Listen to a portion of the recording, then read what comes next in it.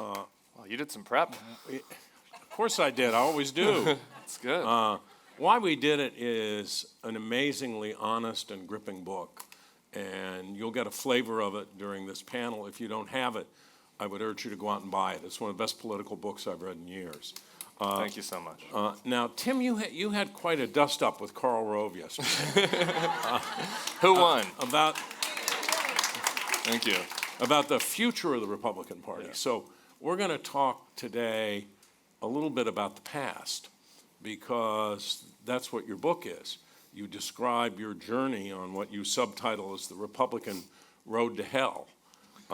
Can you tell us about your pre-Trump experience as a GOP operative, and especially how you dealt as a gay man with the paradox of working for candidates who were, or had to say, they were anti-gay, or in some cases trafficked in homophobic arguments? Sure. Well, boy, I could do a 30-minute answer just on that, but that's a big first question. Good, that makes it easy for me. Yeah.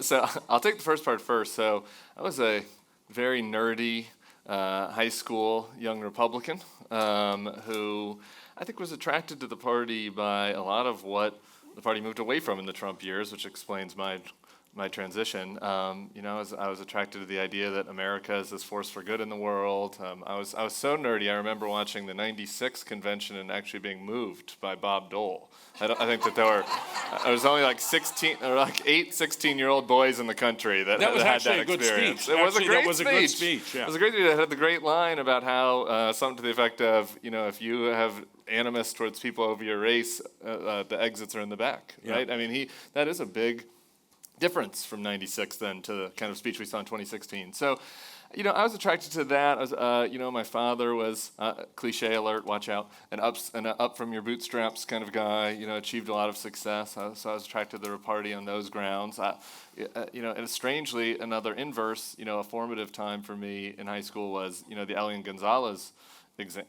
case. And that was a case where it was actually the Republicans who were like, we should be letting the Cubans in, people that are freeing communism. It was the Clinton administration that was putting them out. So, there were certain elements of that that I was drawn to.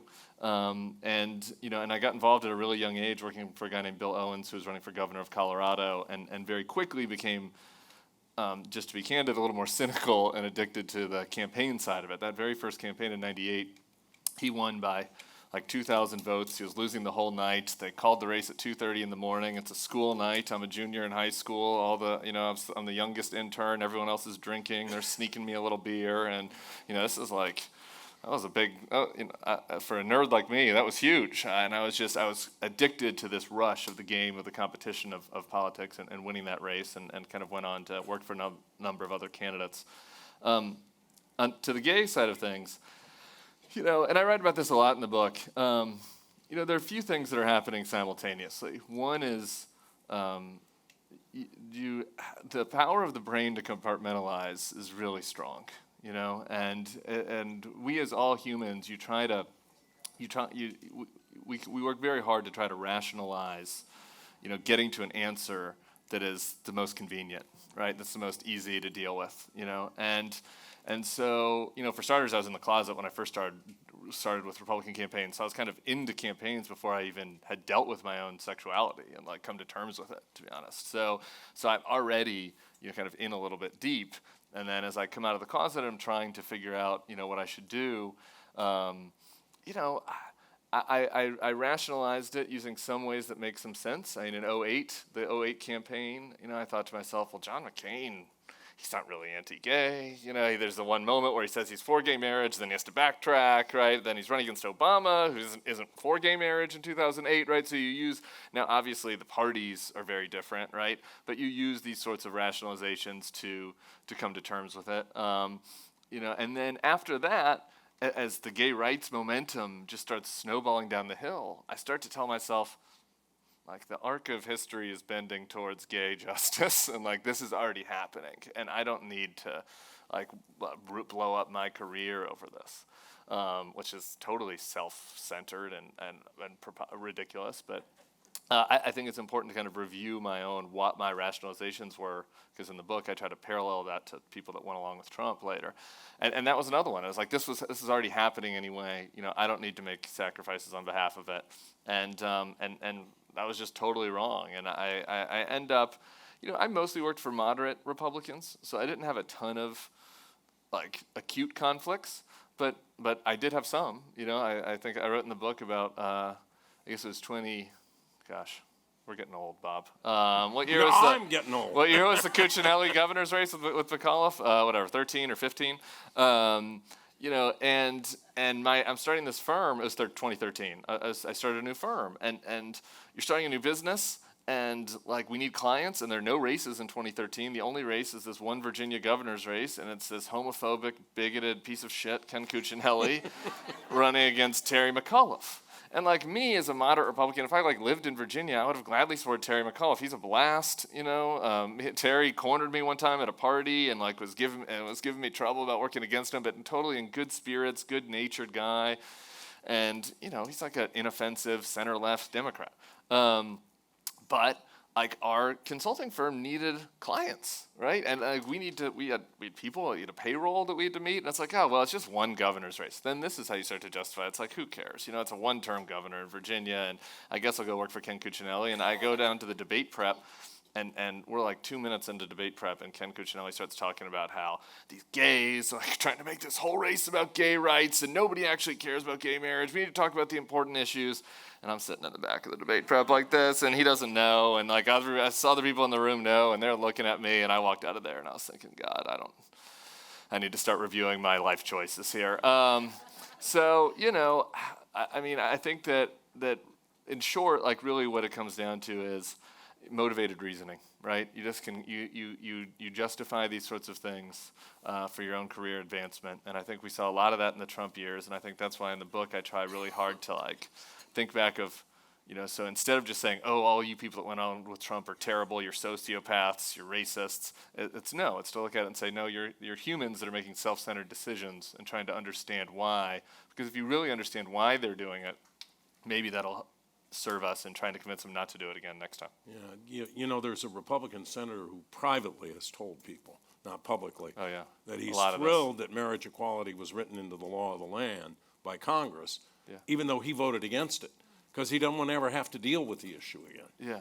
I mean, it's... Well, this is a direct parallel with Trump, right? How many Republican senators, if you could just give them one magic wish, would use it to make Donald Trump go away?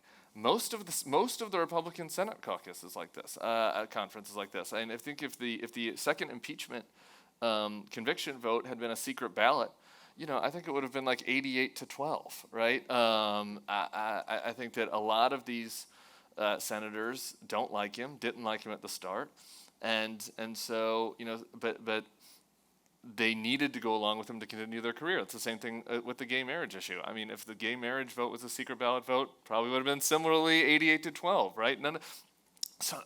Urbane people that are college educated and have achieved the United States Senate, right? The gay marriage support and Donald Trump opposition among college-educated people that live in big cities is 90-10 on both counts, right? And so these senators are in this cultural soup where those are their positions, but they can't. It isn't. They can't say it. They can't vote that way. Right. They get a primary and they be gone. Yeah. And some of them actually could do it. And this was one of the most disappointing things about me. And this is why the book really, I try to focus on the gray area people. The people that have gone whole hog with Trump are a little less interesting to me. The people that are true believers, there are some MAGA nationalist true believers, of course, in the country, but even in Washington. I try not to deal with them as much in the book because the folks in the gray area, looking at their choices, that's where we can learn about what to do in the future, right? I don't know if that's true. People said this about Rob Portman, right? When Rob Portman came out for gay marriage in 2013 or 14, everyone said, oh, he's going to get primaried, he's going to lose. And I remember saying, I actually don't think so. I think that there's a committed group of Republican-based voters that would vote against you, 20 or 30%. Then there's another group that won't like it, but you could run a campaign that appeals to them and win, and that's what happened with Rob Portman. I think the same thing was true about Trump. The thing that pisses me off about all of my former colleagues and friends who went along with it is, I said there is this huge middle ground between Tim, being an anti-Trump troll on Twitter and calling him names and shouting him down in the green room, waving my finger at him and like being massaging his back, and like just being a Trump suck up. There's this huge middle ground, and the problem is no one tried to occupy that space. And I don't know that it's not, Jeff Flake goes out and speaks against Trump and then he retires, right? Did anybody, with the exception of Romney, nobody tried to actually say, no, I'm going to pick my spots, I'm going to criticize him, I'm going to speak my honest beliefs about him, but, I'll support him in certain occasions. It wouldn't have been my perfect approach. I wish everybody would have been like Liz Cheney, but I think that there was room, but no one actually tried to do that because of self-interest and because their advisors and everybody said, oh, no, if you say one bad thing about Donald Trump, then you're going to lose a primary. And maybe that's true, but we don't really know. Depends on the state. Yeah, it depends on the state. Your Portman example is instructive because he had to run in Ohio. Right. And Ohio actually was a place where in 2004 they put anti-gay marriage constitutional amendment on the ballot to turn out a lot of voters who otherwise wouldn't have voted, and that state was the state that made the difference in that election. I want to get to the gray areas in a minute, but my husband was mad I didn't bring that up with Rove yesterday. I was like, man, I only had so many things I could get Carl about, okay? So. Okay. You probably didn't bring this up with Rove either. You write about the GOP's appeal to grievance and code words to mobilize the base, which is what happened in Ohio in 2004. And then you cite Winston Churchill's warning about a strategy like this. What was that warning? And did you worry about this before the coming of Donald Trump? Churchill's warning is about appeasing it's about appeasement. It's about appeasing the crocodiles, in the hopes that you're the last one, that you're the one that gets eaten last. That's basically been the Republican Party strategy with the base, right? It's continue to feed them red meat, continue to radicalize them, continue to inflame, making it, at first it's the Clintons that are the enemy, or immigrants, or gays, or transgender people, and then then it starts to be within the party. It's the rhinos, it's the establishment. And, eventually, it shouldn't have been surprising that folks that were inflamed and aggrieved and had all their grievances appeased, would eventually, want to come for the party itself, right? And want to come for the politicians themselves. We were aware of this. I mean, that quote is in reference to the chapter about the Republican autopsy. How many of you guys remember the Republican autopsy? In 2012, in our great wisdom, after Mitt Romney lost at the RNC, a group of us put together here's a roadmap for how the party can win again. And it was basically kind of a reskinned compassionate conservatism. Let's reach out to, let's be softer on immigration, softer on gay rights, make sure that, reach out to suburban women, maybe criminal justice reform, do better with black voters and voters of color, and that way, the party could win in 2016. Obviously, Donald Trump used that document for toilet paper. Went the entire opposite direction. Said no, we're gonna get 80% of the white vote. It was a list of what not to do. Yeah, exactly. But during that process, we were really aware that that the base voters weren't going to like some of these recommendations, right? And so the whole time it was, okay, how can we pivot the party in a way to appeal more to these moderate suburban voters, while keeping the base happy?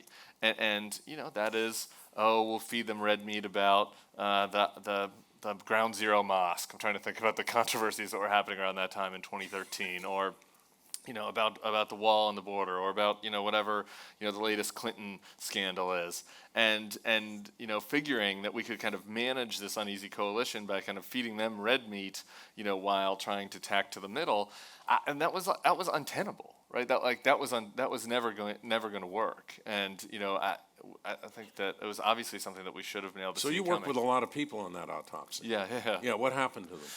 Yeah, it's interesting. So the autopsy was Reince Priebus, who went on to become Donald Trump's chief of staff. So I guess he had a change of heart. Sean Spicer, you guys might know, Spicy. He became the press secretary. My friend Elise Stefanik, who went from being the most moderate member of Congress to, I think, maybe the only Donald Trump 2024 endorsee in all of Congress so far. I think maybe her and Lindsey Graham. Her, Marjorie Taylor Greene, and Lindsey Graham. I have to mention my friend Sally Bradshaw, who quit politics altogether and went and started a bookstore in Tallahassee and got a tattoo that said "Speak Truth." So she's the only hero in the book. So if you find yourself in Tallahassee, go support the Midtown Reader. And Ari Fleischer, who's on Fox doing the Trump spin. So it's interesting. So I went and tried to interview as many of those people that would talk to me, and if not, some of them would only talk off the record, and others I talked to some of their friends just to try to understand. Because this was, it seems to be madness, right? That there were a half dozen of us that sat in a room, put together a blueprint for how the party could be more compassionate, appeal to a broader group of people, actually win the popular vote for once, and the party totally rejected all of our suggestions, and then we all went our different ways, right? Some of us went fully never Trump, some kind of soft Trump support, and Spicer going all the way to being his literal spokesperson. And saying he had the biggest inaugural crowd in history. Yeah, having his first job being just telling a blatant, bald-faced lie. Right? How? Like, why? And I just tried to explore what the motivations were for each of those people and categorize them. And they're not very happy with me. But the rest of them give us anymore. an example of the categories. Yeah. The rights category is, and I think Lindsey Graham follows in this, and I talked about him a little bit too. He was a big Jeb supporter. Lindsey is the one that broke my heart the most. I loved Lindsey. And Lindsey we were in last place on the Jeb campaign. Every news cycle is terrible. You've been on some losing campaigns. You know how it is. It's Never. Dark. It gets dark out there. Every morning you got to wake up and face the music. And when Lindsey was on the campaign trail, he just lifted everybody's spirits. He's so funny. His hatred from Trump was even more pure than mine. We had no cameras around. He's drinking Chardonnay, and he just would be railing against Trump. And so for him to turn, it was the hardest for me to take. But anyway, him and Reince were I categorized in this group called the Little Mixes. And there's this, I heard someone say it on stage yesterday, it might have been Susan Glasser, I think, who said that the biggest intoxicant in Washington is power. And in my observation, that's not quite right, because power comes with responsibility. Power sometimes sucks, right? Being around power is the intoxicant. Being in the mix is the phrase and that I use. And that is that you get all the benefits of power. You get to tell people about what was happening behind the scenes, what was happening in Donald Trump's golf cart. You get to maybe influence them or push them one direction or another. You get the rush of the celebrity of it, the dorky DC celebrity, not the real LA celebrity. And so that is the drug that drives people's motivations in Washington. And so I spent a long time on the phone with Reince talking through all of this, and he did his best to try to convince me that this was not the case, and unsuccessfully. But it's just all evidence shows that the motivated reasoning was, what do I need to do in order to stay in the mix, to get my phone calls returned, to make sure that I still feel important. And that it sounds pathetic, really, right? And it's sad, but that's the truth. I think that was the driving motivation of a lot of these folks. And Chris Christie, I use one quote from Chris Christie in the book, which encapsulates this. I'm it's so embarrassing that he admitted this out loud. But he said that when he left the governor's office before he supported Trump, he's you leave the office, you leave Drumthwacket in New Jersey, and immediately it's the light turns off. You're not needed. You don't get called. The cameras are gone. The security is gone, right? And everything's gone. And it's a light. It happens like a light switch. And he said, I needed to find something to fill that void, which was kind of shockingly introspective comment, but also really pathetic and embarrassing. But that was it, right? He needed to be back in the mix. So would a George W. Bush or a Jeb Bush, or for that matter, a Ronald Reagan, be welcome today at a Republican convention? No. I mean, George Bush hasn't been invited to a Republican convention since he left, which is sad in retrospect, and I think that Mitt should have invited him. No, he wouldn't be. But more than that, and I think this is something that it's really important to take in, because there's a lot of people that are hanging on to their Republican identification and being Republican because they live in these bubbles, right? If you live in a big city and you're a Wall Street Journal reading Republican, there still remains, a small percentage, it's 10% of the party, but that's still 10 million people. It's a lot of people who who, believe in traditional Republican values and, who held their nose for Donald Trump. And if that is your social circle and you're just a Wall Street Journal reader and a Bret Baier viewer, you have the sense that this normalcy is still kind of out there. But it's really not. Not only would they not be welcome back, I would go so far as to say that they would be unsafe. Like, I spent a lot of time on the road this last year and went to Kerry Lake rallies. And I gotta tell you, and I don't. They're still going on, by the way. Yeah, they are still going on. She thinks she's the governor. And I don't say this lightly. Like, I don't think that W would feel safe walking through a Kerry Lake rally. I mean, I don't know. It's not like, oh, somebody would definitely attack them, but the party, the folks that have made up the party, the rank and file, have been so radicalized, that old type of Republican is the enemy, in a way even more sometimes than the Democrats are, because, the narcissism of small differences. And so you look at the Liz Cheney poll, for example, the Bulwark, we did a poll just this week to just kind of see what attitudes were about 2024. Liz Cheney's Republican approval rating is 16, negative is 77. I mean, that's madness. She would have a much higher approval rating at a Democratic poll, right? And that is true about W. I haven't seen numbers recently, but my guess is that W's approval right now is probably higher among Democrats than Republicans. Which, I mean, could you? Well, if we go on a time machine back to 2004 and I told you that, you'd think I was insane. Yeah, but I think about Reagan, who was pro-free trade. Yeah, pro-immigrant. Did immigration reform with Ted Kennedy and Alan Simpson. Did save Social Security by working with Tip O'Neill. I think he would be dismissed as a rhino today. Well, let's just try it. I mean, I think when was the last time everybody's watched Ronald Reagan's speech at Liberty Park with the Statue of Liberty behind him? It's just this beautiful speech about American exceptionalism and about the shining city on a hill and welcoming people to this country. If you go, like, if somebody just took that speech and read it today at a Republican at like the Turning Point USA conference I went to a couple weeks ago, they would be booed. I mean, they would if you didn't tell them it was Reagan on the front end, you could read huge passages of that and they'd be attacked. So.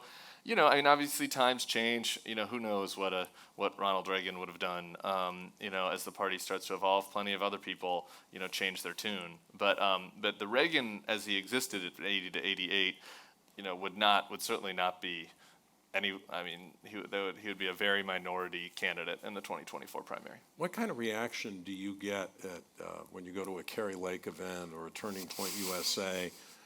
Because you enlisted in a super PAC that tried to stop Donald Trump from getting the nomination. I did, twice. And when I read the book, most of the people who were your senior colleagues in that endeavor ended up signing on with the Trump administration one way or another. Yeah, literally. Our PAC was called Our Principles PAC. This is in 2016. The principle was Donald Trump can't be the president. We need anyone else besides him. I signed on right after Jeb lost. Trump ends up winning, as you guys might remember. The people, so there were maybe 24 of us in this PAC. The funders were like the Ricketts family out of Illinois and Paul Singer in New York and all these political consultants. And I guess they knew I was the biggest true believer on there because I was the last one they called. And later in the summer after Trump's convention, I got a phone call from the guy running it, and he says, "Hey Tim, I want to train with Todd Ricketts here, and we're spinning up a new PAC." I was like, "Oh, great. What's it going to be? I need a job. I'm in trouble." And they're like, "It's going to be called Future 45. We're going to be supporting Donald Trump for president against Hillary." And I was like, "Is this a prank call? Is this a prank call?" And they're like, "No, we're doing it. We want you to be the spokesperson from it." And I was like, "This is insane." So it was just me and one other woman, Katie Packard Beeson. I always like to shout her out. That said no. Everyone else went along. That was just the nature of the people's willingness and to accept it. But when I go to these events now, we're in such thick media bubbles that the types of people that go to a Kerry Lake rally don't watch MSNBC, right? So they don't know who you are. They don't know who I am. There'll be a handful of people who know who I am, but it's kind of the self-selecting sort that are, I think the least likely to spit on me or whatever. Every once in a while, I get recognized and I get shouted down. But another thing, in a weird way, because I'm so critical of the Mitch McConnells, the people that are going along to get along, some of the MAGA people, like kind of see me as like a strange bedfellow sort of thing, where like they know that we totally disagree on everything, but they like the fact that I criticize Mitch McConnell too, and so some of them are actually less mad at me than some of my old colleagues who worked with me on Jeb and those sorts of campaigns that now won't go to dinner with me anymore, which is fine. Yeah, how many friends did you lose as you became a never-Trumper? I mean, a half dozen or more. We had, I guess, the wedding is a good example. So I got married in 2018, gay wedding, and grew up Catholic, and two big Catholic families, and so as we started to plan it, I was like, God, I wonder how many people aren't going to show up to this or are going to feel awkward going to a gay wedding, and turned out not a single person didn't come to the wedding because it was gay. All of my Catholic family went along, came around, but 5 people didn't show up because I opposed Donald Trump. I was like, this is crazy. Like the world has gone totally upside down. But. Yeah, I mean, you write about people who came, and I'm quoting you, crawling back. I mean, you knew an awful lot of them. What did they say to you about this? About which? About their crawling back. That's your Trump. Phrase, not mine. Yeah. Oh, calling back to Trump world. Yeah, it's interesting. The most interesting conversations I had with the people that weren't named, because I really wanted to hear their honest opinion. And the thing that surprised me the most, like there was the obvious reasons why they went crawling back, right? Money. I got a lot of sob stories from people making 6 figures about how they got college to pay for and all that, and so they still need to keep taking on clients. The thing that surprised me the most, though, is how much so many of them internalized during the Trump era just this deep well of grievance against the left, right? And I always thought it was kind of performative. And in some ways, I think this makes me look bad. But, back during the Obama days, when I was the RNC spokesperson, I'd trash Obama all day, and then me and Liz Smith and the Obama people would go out and get drunk at night, right? Like, there's a little bit of wrestling to it, right? There's a little bit of fake. I never was criticizing him for something I didn't think deserved criticism, but, a lot of times the outrage was performative. And I kind of assumed that was true about everybody else. And I think that was really wrong. And I think that what I didn't realize is a lot of my colleagues had been building out this deep well of grievance, some racial-oriented, some just pure jealousy about how, like, the Obama kids were all the cool kids and Obama got all this positive attention. And they had all this grievance that built up over time. And so, when we do the book and do these interviews and start having, you get onto the third beer and they'd start to just reveal that, like, they're really pissed at the Lincoln Project. They're really pissed at me. They're really pissed at the media. They're mad at their wife's friend who won't come to dinner because they say that her husband's racist now because he works for Donald Trump, right? Like, they're mad at the unfair treatment they feel like Republicans get. Republicans do get some unfair treatment, but the fact that it became so ingrained in this little culture in Washington that they all, I think, kind of convinced themselves of this and spun each other up, and it got to a point where, well, as one guy told me in the book, he's like, you just have to pick the 1 or 2 things that you agree with Donald Trump on and focus on that, because otherwise you're just giving in to woke culture. And I was just like, he said that to me off the record, but I was like, that I will know that you said that still. Like, I won't put your name in the book, but that's still a really embarrassing thing. But so that was the thing that caught me most off guard about why so many of them went along with it. Yeah, it's very different from the Washington I spent 4 decades in, where, Murphy and I would do campaigns against each other, right. And then we'd have dinner together. Right, yeah. And Bob Novak, the conservative columnist, a close friend of ours. Right. That seems to me to be largely gone. Yeah, it's gone. I mean, and for some good reasons and some bad reasons, I don't know. I think that there was some gross clubbiness, right, to that. Like I said, I think that maybe my performative outrage thing participated a little bit in the radicalization of the base. Like, I have regrets about that, and so sometimes, like, the wrestling word is kayfabe, right? Like this sort of performative fighting and then being friends behind the scenes was some of the, I think, elements of what made people so grossed out about Washington and open to these populist demagogues. So I think, on the other hand, you have to be able to communicate to do anything, right? And to get things done. And now we're at this point where where where it isn't really possible, and there's so few open lines of communication. And I think in some ways on the Democratic side, it's legitimate. I don't know. Like, what was the Obama line about Mitch McConnell? He's like, you want me to have a beer with Mitch McConnell? You have a beer with Mitch McConnell. I don't want to have a beer with Mitch McConnell. And I kind of feel that way. I don't, you want, we want Hakeem Jeffries to go to talk to Marjorie Taylor Greene and try to talk some sense into her to get her on board for Ukraine funding? I don't know. So I do think that's I'm thinking changed. more of a time when people could disagree. They had genuine political disagreements about where the country should go, but they respected each other and they had a basic respect for the truth. But how can you respect somebody, though, that supported a guy that did a coup, right? Yeah, I'm not fighting with you, but that's what I mean. That's what I think happened, right? Like, Trump's takeover created an additional moral framework to this. And I think that there were immoral things that other presidents did in the past, but it was so stark with Trump that if you disagree with somebody, but you think that you just have a good faith disagreement about policy, that's one thing. But if you look at the other person and think that you're morally bankrupt and you're acting in bad faith, well, then it's kind of hard to start bridging, right? Okay, so you've been tough on Trump in your book and here. Despite your grim view of the then president-elect, how did you help out in the Trump transition, and why did you do it? Shrum. God, I just have to take out that. My editor said at one point, he's like, okay, it's time to take off the hair shirt. He's like, you've done, after this chapter that you mentioned, he's like, you've worn the hair shirt long enough. Let's move on to the other assholes. So this is what happened, and I think that I didn't need to put this in the book because people didn't know, but I wanted to put it in because I thought it spoke to the rationale and the justification for why people went along with Trump. So Trump wins, and I am in like a deep depression. I watched that movie Manchester by the Sea about the guy who accidentally killed his daughter. I watched that 3 times. So for Christmas break, I just wanted to wallow in pain.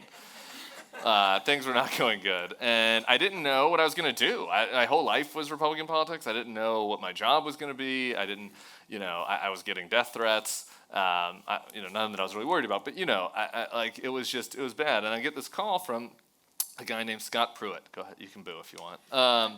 Who ended up becoming Trump's EPA head. He'd been a Jeb supporter, and I'd gotten along with him a little bit during the campaign. I didn't know him that well, but we had gotten along. And he said, "Hey, I need somebody to help prep me for this job."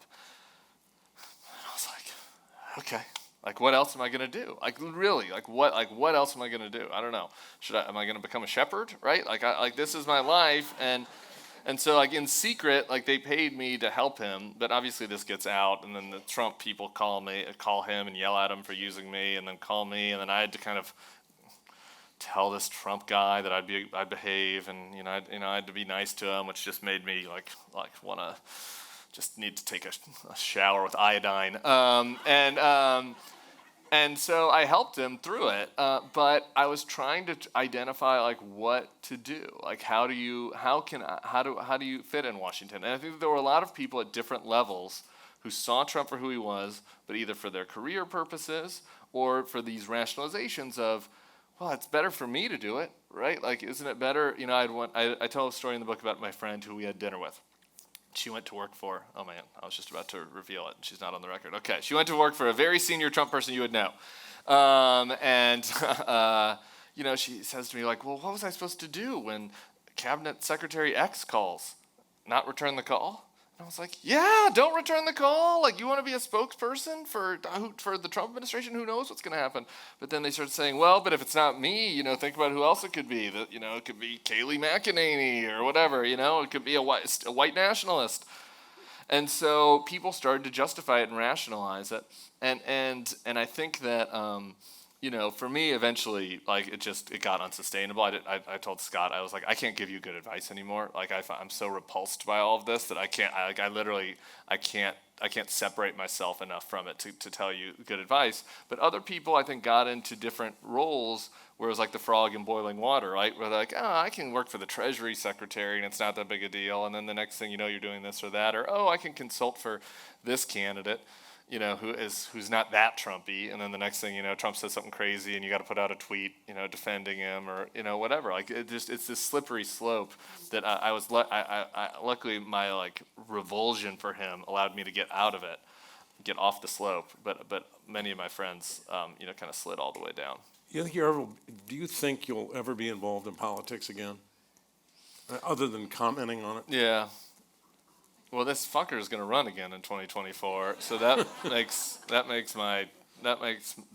answer kind of hard, right? So I don't know. I'm really enjoying not being in politics. I'm loving writing and commenting and just being able to say what I really think, and it's been very enriching for my soul. And so I don't intend to go back into politics, because once you're in campaigns, there are always these gray areas, right? Even if you're working for the right side, I got friends on the left that got mad at me because I was criticizing some of their tactics, like helping the Trump supporting insurrectionists. You got a guy like Doug Bolduc nominated for the Senate in New Hampshire. Democrats actually put money into that. Yeah. Because he's at the extreme, and so Maggie Hassan won a big victory. Right, and so it worked. But I criticized them because I was like, I don't want to have to be. I made too many moral compromises in my life. Like that's past. So anyway, I don't know. I'm sure that there will be some, if Trump wins the nomination, there'll be some effort to stop him that I'd have to be a part of. But besides that, I think I'm out. Never say never. Life is long. I don't know. Who the hell knows? I didn't know I'd be here with you 10 years ago. So what will I be doing in 10 years, right? But I don't intend to. And I think that's nice. One of my Democratic friends says that they're jealous of me on TV because I just get to say what I really think. Because even, she's like, I have always this thing in the back of my head, which is like if I am too blunt or too aggressive, then maybe, when I want to be White House comms director one day, this clip is going to come out and then they won't let me have the job, right? Like they're calculating. And you see this on TV, you watch people, and you can tell. Neera Tanden, who could not lost the job. Get confirmed, lost the job at OMB because she had a few tweets critical of Joe Manchin, and he wouldn't vote for her. Right, exactly. And I love Neera, and I was so pissed about that. Actually, I was like Neera's #1 supporter on Twitter, which probably didn't help her actually. So anyway, so I like that about this. That I, as a former, the Republicans are never, and me are broken up forever, and I don't think the Democrats are ever going to hire me. So I think I'm pretty free to just say what I think. So I'm going to step back and sort of in the last portion of this, asked a couple of, at least for me, big questions. Okay. I believe democracy in this country absolutely requires two governing parties, one generally liberal and one genuinely conservative. Do you foresee any chance that, in your view, the Republican Party will move on from the Trump domination? And if so, what would it take? Yes, but it will not look like anything that I like, or probably any of you like. I don't know what all of your views are. I think that the Republican Party is on a clear trajectory towards becoming like a European-style, more nationalist conservative party. And I think that it's very easy to see it moving towards like a Boris Johnson-style party. The question is, like, has true populist nationalism ever been tried, right? Like, can you do it without the culture war, without the bad faith culture war elements, right? Like, could you have a party that is more protectionist, more, about receding from the world a little bit, about that's anti-immigration but not cruel about it, and still kind of smaller government regulations, right? Like that, all, basically J.D. Vance before he turned into a clown. Right? Like, could there be, I can envision 8 years from now, like a J.D. Vance or a Josh Hawley type person after Trump is dead. Yeah, sorry guys, I'm here to deliver the bad news. Carl yesterday was all like, "No, we're going back to Reaganism." I was like, "No, it's like the ship sailed. That's not what the voters want." So can we get to that place where the Democratic Party is more like a center-left, global, more globalist, to use the negative buzzword. I'm a globalist unapologetically party, and the Republicans are more of like a nationalist party without the Trumpian BS. I think that's possible. It's not on the near horizon, though, but I think that's possible. The wish casting that the party's going back to Larry Hogan, no. Well, I mean, you had Charlie Baker in Massachusetts, would have won a third term as a Republican governor of one of the most liberal states in the country. he didn't run because he couldn't get nominated in his own party. Yeah, and Larry Hogan in Maryland picked a hand-picked successor who's a normal center-right Republican, and they didn't nominate her. They picked somebody that was at the January 6th insurrection instead. Like, that's the reality of where the party is. So, I think that there's some open questions about DeSantis and all this, and some of these issues are maybe not the top issues of mine for people. So maybe it's not quite as bleak as Josh Hawley, but it's more towards Josh Hawley than to Larry Hogan, I guess. Let's put it that way. Sorry, guys. So, how did you react on January 6th when you were watching? Yeah, I've been wrong about a lot, so I don't want to pat my back too much. But I saw it coming. I mean, we saw it when we were writing about it in the Bulwark, and I kept saying it because unfortunately, I suffer for you guys, and so I was watching all of the Trump rallies. I was watching these Stop the Steal rallies, all the Steve Bannon podcasts. I was to monitor it for the Bulwark, and it's like I watched this one. I remember watching his event in Georgia, and it was this far right network you guys have never heard of, and they're interviewing people in the crowd on the way up. And the things that the people in this crowd were saying during the Georgia runoff about how there were some that basically said we need to storm the Capitol, like that we need to stop, that the country's being stolen from us. If you tell people that their way of life is being taken away and the country is being stolen from them by a shadowy group of globalist, pedophile elites, like, what do you think they're going to do? Like, people are going to take you seriously. I actually am more sympathetic. I wrote an article that got not a lot of love on the Bulwark about how I thought that we were too mean to the guy with the horns, the shaman. I'm like, I feel bad for the shaman. I don't know. Like, he is like, Donald Trump is the criminal, not the shaman. He got fooled. He got fooled by a grifter and a liar. And so anyway, I saw it coming. So I was sad watching it, that I saw it coming. And on the night of January 6th, we did a Bulwark Live thing where we all gave our reactions. And everybody on the panel, except for me, was like, okay, well, this is the last straw. At least we can finally go back to sanity. And I was like, no. I was like, by Valentine's Day, these people are going to be back in his grip. And I was actually too optimistic there. They were back in his grip in a week. They didn't make it to Valentine's. So you conclude the book with these lines. The road that brought us to this place has been long. It seems it might just go on forever. Talk about that. Yeah, I don't, I was asked, the editor said to me, okay, so these books, there's the last chapter is, okay, what can we do to make it better? And I was like, nope, this isn't one of those books. This chapter is going to end with my friend who's fully gone into the Trump cult, who is now a Kerry Lake advisor, who was there on January 6th, who was my close friend, who was a very moderate Republican, a person with a nice heart, and we spent 6 hours together, and I end the book walking down the street with her after we tried to hash everything out, and it was clear that I couldn't break through, like that there was no breaking through, and that the reality is that we have now, because of a lot of different factors, because of the conservative media, because of Trump himself, like the pool is I'm mixing my metaphors here with a road and a pool, but the pool is contaminated, right? And it's not, you can't just clean it, right? Like it's been, like, he contaminated it, and you can't just wish it away and go back. And so, as the way I see it, roads, I'm going to go back to the other metaphor, right? Like, roads can curve back a little bit, right? Like, it can tack back a little bit. Trump has some very unique pathologies. But all of the incentives that made, I'm pointing at the book, but it's not here, all of the incentives that made all of the people that I interviewed go along with Trump are still operable.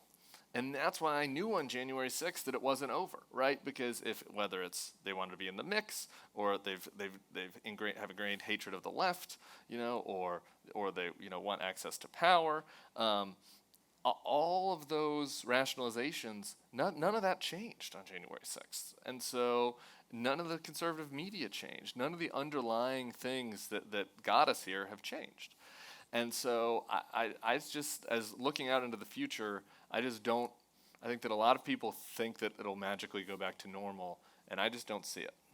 Okay, final question. Yep. Do you intend to go to Kerry Lake's inauguration as governor of Arizona? I will. I would love to. I'd love to be invited so I could write a profile about it for the Bulwark. I think it'd be a highly trafficked article. So good luck to Governor Lake. All right. Thank you very, very much. Thank you guys so much. I really appreciate it.